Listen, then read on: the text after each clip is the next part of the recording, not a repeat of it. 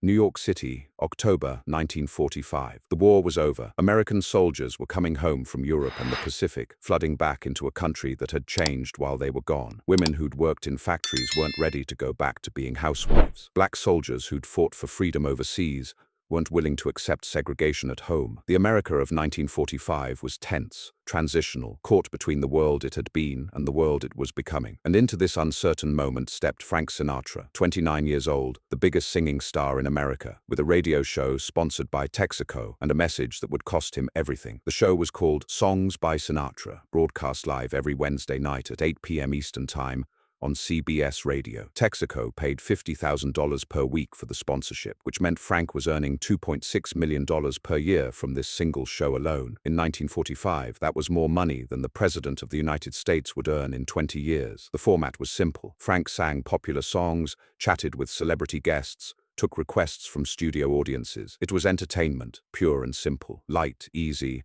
designed to help Americans forget about rationing and war casualties and all the darkness of the previous 4 years. But Frank Sinatra had a problem with pure entertainment. He'd grown up in Hoboken, New Jersey, in a neighborhood where Italian immigrants were called wops and dagos, where signs in store windows said "No Italians" or "Irish and Italians need not apply." He'd watched his father, Marty Sinatra, a bantamweight boxer and later a fireman, get passed over for promotions because of his last name. He'd been in fistfights as a kid, when other children called him Dago, when they threw rocks at him and told him to go back to Italy even though he'd been born in America. Frank Sinatra knew what bigotry felt like. He knew the weight of it, the way it crushed your sense of self-worth, the way it made you angry and ashamed at the same time. And in 1945, watching black soldiers return home to a country that still treated them as second-class citizens, Frank couldn't stay silent. On October 17, 1945, at the end of his regular Wednesday night show, after he'd sung "I'll Never Smile Again," and Night and Day, after the applause had died down and the studio audience was preparing to leave, Frank did something unexpected. He stayed at the microphone and spoke directly to his listeners. "Before we go tonight, I want to talk about something serious, something that's been bothering me." His voice was conversational, friendly, the same tone he used when chatting with guests. But there was an edge to it, a tightness that regular listeners would recognize as Frank getting ready to say something he knew would be controversial. "We just won a war. Millions of Americans fought and died to defeat fascism, to defeat the idea that some people are superior to others based on their race or religion. But we come home, and what do we see? We see black soldiers who can't eat in the same restaurants as white soldiers. We see Jewish families who can't buy houses in certain neighborhoods. We see people with Italian or Irish or Polish names getting passed over for jobs because of where their grandparents came from." The CBS control room exploded into chaos. The director was frantically signaling to cut to commercial. The Texaco advertising executive who attended every broadcast was on his feet, face red, shouting something that couldn't be heard over the control room noise. But Frank kept talking. "This is wrong. It's un-American. We can't fight fascism overseas and then practice it at home. Bigotry is bigotry, whether it's in Berlin or Birmingham. And if we don't stand up against it now, right now, then what did we just fight a war for?" The commercial break finally came. Frank was immediately surrounded by CBS executives, his own manager, the Texaco representative. "Frank, what the hell was that?" His manager, Hank Sanicola, pulled him aside. "You can't make political statements on a variety show. Texaco is paying us $50,000 a week to sell gasoline, not to lecture Americans about social issues." Frank pulled his arm free. "It's not political, it's moral. And I'm not going to pretend I don't see what's happening in this country just because it makes a sponsor uncomfortable." The Texaco executive, a thin man named Gerald Hoskins,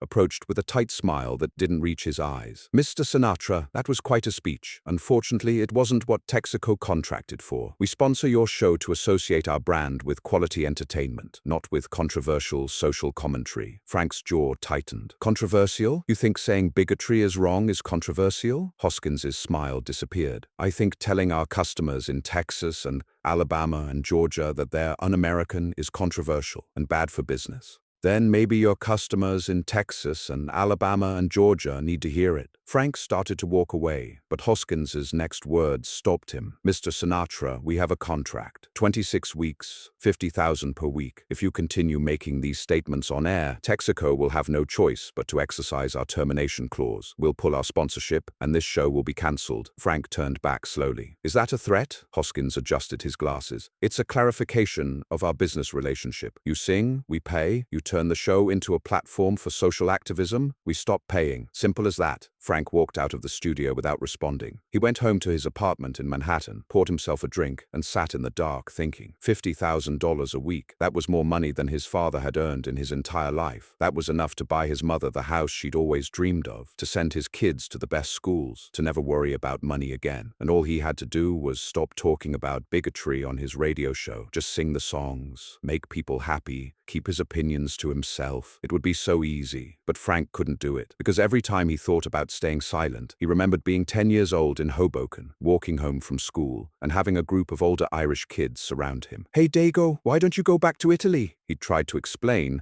that he was born in New Jersey, that he was as American as they were. They'd beaten him up anyway. He'd gone home with a bloody nose and torn shirt, and his mother Dolly had cleaned his wounds while crying and telling him, "You have to be twice as good as them, Francesco, twice as good, and they'll still call you names, but you can't let them make you ashamed of who you are." Frank had never forgotten that lesson. He'd spent his entire career being twice as good, proving that a kid with an Italian name from Hoboken could become the biggest star in America. And now that he had that platform, that power, he was supposed to use it to sell gasoline and stay quiet about injustice. No, he couldn't do it. The next Wednesday, October 24th, Frank ended his show with another commentary. This time he talked specifically about housing discrimination, about how returning veterans couldn't buy homes in certain neighborhoods because of their race or religion. We're supposed to be the land of the free, but freedom means nothing if you can't live where you want, work where you want, eat where you want. If we tolerate discrimination against anyone, we're not really free. We're just pretending. Gerald Hoskins was waiting for him after the show. "That's it, Mr. Sinatra. We're done. Texaco is terminating our sponsorship effective immediately. You have 2 more contracted shows, and then we're pulling out." Frank nodded. "I understand." Hoskins seemed surprised that Frank wasn't going to fight. "You realize this show will be cancelled without a sponsor? CBS won't keep you on the air for free." Frank smiled, but it was the kind of smile that had no warmth in it. "Then, I guess I'll have to find another way to talk about things that matter." Texaco officially withdrew their sponsorship on November 1st, 1945. CBS tried to find a replacement sponsor, but every major advertiser they approached had the same response. "We're not interested in a variety show where the host uses his platform for social commentary." By March 1946, after 5 months without a sponsor, CBS cancelled Songs by Sinatra. The show that had made Frank $2.6 million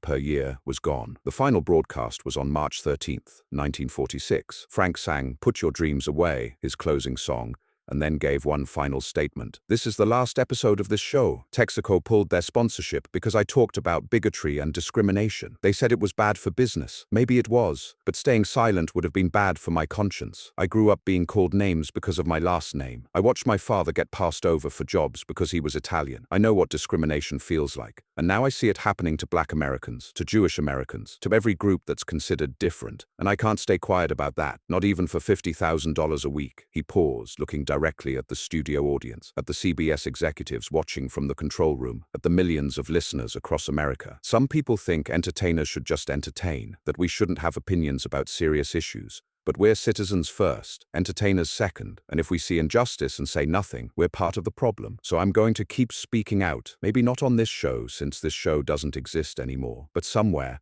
because that's what you do when you see something wrong. You say something, even if it costs you everything." The studio audience gave him a standing ovation that lasted 3 minutes. CBS cut to commercial before it ended. The financial impact was immediate and devastating. Frank had been earning $2.6 million annually from the Texaco show. That income disappeared overnight. His manager calculated that between October 1945 and March 1946, Frank lost approximately $1.3 million in direct earnings from the show's cancellation. But the indirect costs were even higher. Several other sponsors who'd been considering Frank for their programs withdrew their offers. Concert promoters in southern states canceled bookings, citing concerns about protests and boycotts. Frank's record sales in Texas, Alabama, Georgia, and other southern states dropped by nearly 40%. His movie studio, RKO, told him they were putting his next film project on hold because they were concerned about his marketability in certain regions. The message was clear. Standing up against bigotry was bad for business, and Frank Sinatra was paying the price. But something else was happening, something that wouldn't become clear for several months. Letters were arriving at Frank's management office, hundreds of them, then thousands. They came from Black veterans who'd heard his radio commentaries. They came from Jewish families who'd faced housing discrimination. They came from Japanese Americans who'd been released from internment camps and were trying to rebuild their lives. They came from Italian, Irish, and Polish immigrants who remembered being treated as second-class citizens. The letters all said essentially the same thing. thing. Thank you. Thank you for using your platform to speak up. Thank you for risking your career to say what needed to be said. Thank you for proving that not all famous people are cowards who care more about money than principles. One letter in particular stayed with Frank for the rest of his life. It came from a black soldier named James Edwards, who'd fought in Europe and returned home to Alabama in late 1945. Mr. Sinatra, the letter read, I listened to your show every Wednesday night when I was overseas. Your voice reminded me of home, of what we were fighting for. When I got back to Alabama, I tried to register to vote. They wouldn't let me, said I had to pass a literacy test, even though I'd graduated high school. I tried to eat at a restaurant downtown. They told me to use the colored entrance. I felt like I'd fought for a country that didn't want me. Then I heard your broadcast where you talked about bigotry being un-American. You said if we tolerate discrimination against anyone, we're not really free. And I realized I wasn't alone, that there were white Americans who understood that what's happening to us is wrong. Your words gave me hope that change is possible. I know you lost your show for speaking out, but you gained something more important. You gained the respect of everyone who's ever been told they don't belong. Thank you, Mr. Sinatra. Thank you for seeing us as human beings. Frank kept that letter in his desk drawer for 40 years. Whenever he questioned whether losing the Texaco sponsorship had been worth it, he'd read that letter and remember why he'd made the choice he did. But the immediate aftermath of the show's cancellation was difficult. Frank's income dropped dramatically. He'd been one of the highest paid entertainers in America. Now he was struggling to book concerts outside of major cities. His marriage to Nancy was strained. She'd never wanted him to risk their financial security for political statements. His mother Dolly, who'd always pushed him to fight against discrimination, was proud but worried. Francesco, I'm glad you stood up for what's right, but how are you going to support your family? Frank didn't have a good answer. Throughout 1946, he took whatever bookings he could get. Smaller venues, lower fees, anywhere that would have him. His record sales stabilized but never recovered to pre-controversy levels, at least not in southern markets. By late 1946, Frank was considering whether he'd made a catastrophic mistake. Maybe he should have just kept his mouth shut, sang the songs, collected the paycheck. Maybe trying to change the world was a job for politicians and activists, not for singers. Then, in November 1946, Frank received a phone call from RKO Studios. They had a project they wanted him to consider. It was a short film, only 10 minutes long, about tolerance and anti-bigotry. The script was specifically written as a response to the surge in racial and religious violence that had erupted across America in the summer of 1946. The film was called The House I Live In. Frank read the script. It was about a crooner who sees a group of boys beating up another boy because of his religion. The crooner intervenes and gives them a speech about what America really means, about how discrimination makes everyone weaker, about how the country belongs to all of us regardless of our background. It was essentially everything Frank had said on his radio show, but dramatized and condensed into 10 minutes. Why do you want me for this? Frank asked the producer, Mervyn Leroy. Because you're the only major star who's been willing to actually take a stand on this issue, Leroy replied. Everyone else talks about tolerance in private. You were willing to lose your radio show over it. That's the kind of conviction this film needs. Will you do it? Frank agreed immediately. He didn't ask about the fee. He didn't negotiate terms. He just said yes, because this was the opportunity to expand the message he'd been trying to deliver on his radio show. The House I Live In was filmed in December 1946 and released in February 1947. It was distributed for free to schools, churches, and community organizations. No one made money from it. Not Frank, not RKO, not anyone involved. It was purely a public service project. The film showed Frank Sinatra interrupting a group of boys who were ganging up on a Jewish kid. What's going on here? Frank asks in the film. He's a dirty... One of the boys starts to say an ethnic slur. Frank cuts him off. Hold it. What's his name? We don't know, the boys admit. You don't even know his name and you're beating him up? What kind of sense does that make? Frank then delivers a speech that echoed his radio commentaries. Look, fellas, religion makes no difference, except maybe to a Nazi or somebody who's stupid. Why? People all over the world worship God in different ways. This wonderful country is made up of 100 different ways of talking, 100 different ways of going to church, but they're all American ways. He points to the boys one by one. Your father came from Germany, yours came from Italy, yours came from Ireland, yours came from Russia, and mine came from Italy, but we're all Americans. That's what this country is about. That's the house I live in. The film was simple, direct, and incredibly powerful. Within weeks of its release, it was being shown in schools across America. Churches used it in Sunday school programs. The Anti-Defamation League distributed copies nationwide. And in March 1948, The House I Live In won an honorary Academy Award for Tolerance Short Subject. Frank Sinatra, who'd lost his radio show and over $1 million for speaking out against bigotry, now had an Oscar for that same message. At the Academy Awards ceremony, when Frank accepted the statuette, he kept his speech short. This award doesn't belong to me. It belongs to everyone who's ever been called a name, ever been told they don't belong, ever been discriminated against because of their race or religion or where their grandparents came from. I made this film because I believe America is better than its worst impulses. We're a country that's supposed to stand for freedom and equality, and if we actually live up to those ideals, we can be the greatest nation on earth. But we have to work at it every single day. Thank you. The ripple effects of Frank's stand against bigotry and his work on The House I Live In extended far beyond the Oscar. In 1948, President Harry Truman desegregated the U.S. military, citing the need to live up to American values of equality. Advisors who worked on that decision later said that cultural figures like Frank Sinatra, who'd used their platforms to normalize anti-racism, had helped shift public opinion enough to make the decision politically viable. In 1949, the NAACP invited Frank to speak at their annual conference. He talked about growing up Italian in Hoboken, about understanding discrimination firsthand, about why white Americans needed to actively fight against racism. "It's not enough to not be racist," Frank told the audience. "You have to be anti-racist. You have to speak up when you see injustice. You have to use whatever power and platform you have to make things better. I'm a singer. I'm not a politician or a civil rights leader, but I have a microphone and people listen when I talk, so I talk about what matters. And nothing matters more than making sure every person in this country is treated with dignity and respect."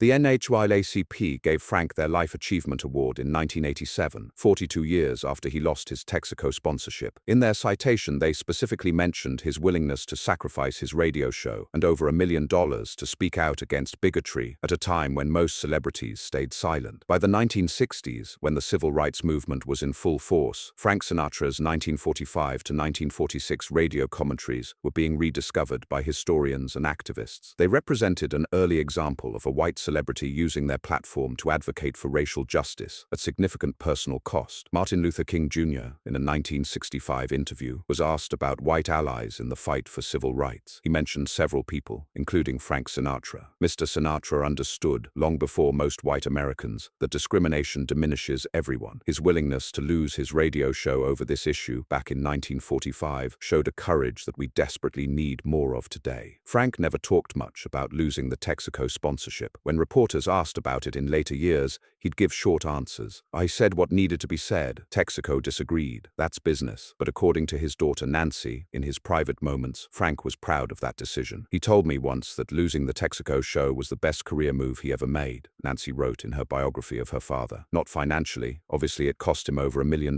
but morally. He said that after that, he never had to wonder if he would stand up for what's right when it cost him something. He'd already proven he would, and that gave him a kind of confidence that money couldn't buy. Frank Sinatra died in 1998, 53 years after he lost his radio show for speaking out against bigotry. His obituaries mentioned the Texaco controversy, noting that he'd been one of the first major celebrities to actively advocate for racial justice, at a time when doing so was both controversial and expensive. The letter from James Edwards, the black soldier who'd thanked Frank for giving him hope, was found in Frank's desk after his death. He'd kept it all those years. A reminder that some things are worth more than money or career security. Some messages are worth delivering even if they cost you everything. Frank Sinatra made a choice in October 1945. He chose to speak up rather than stay silent. He chose principle over profit. He chose to risk everything he'd built rather than compromise on what he believed was right. And yes, it cost him $1.3 million in direct losses, countless more in indirect costs, career setbacks that took years to overcome. But it also changed American culture in ways that are hard to quantify. It showed that celebrities could be more than entertainers, that they could use their platforms for social good, that standing up against injustice was possible even when it came with enormous personal costs. Frank's choice in 1945 helped pave the way for the celebrity activism that would become common in later decades. Every time a major star speaks out about social issues today, they're walking a path that Frank Sinatra helped create when he lost his radio show for saying bigotry is un-American. The house Frank lived in, America, wasn't perfect in 1945. It still isn't today. But people like Frank Sinatra, who were willing to use their voices and their platforms to push for justice even when it cost them everything, helped make it better. Not perfect, but better. And sometimes,